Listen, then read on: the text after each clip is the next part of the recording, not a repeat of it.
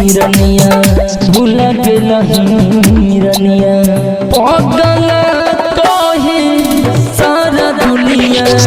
भूल गेलही रनिया पागल कहे सारा दुनिया भूल गेलही रनिया।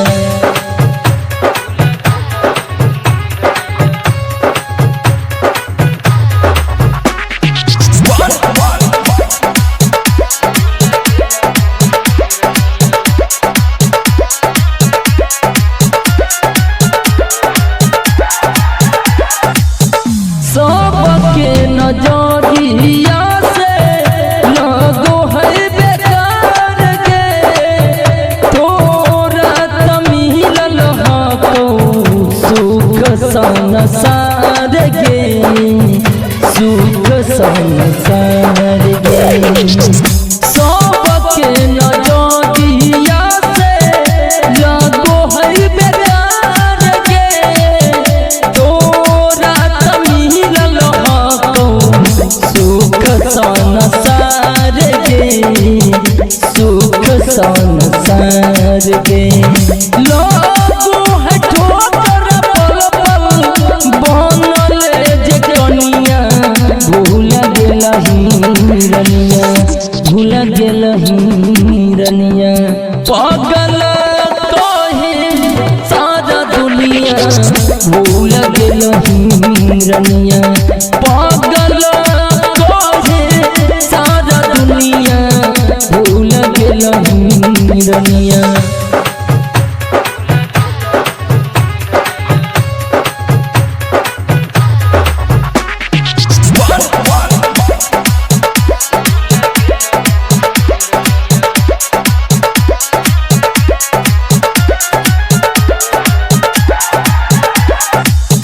हरदम काने जानू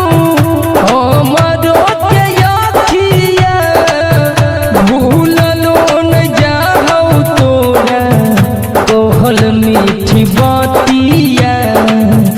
कहल मीठी बातिया हरदम कानो जानू हमरो के अखिया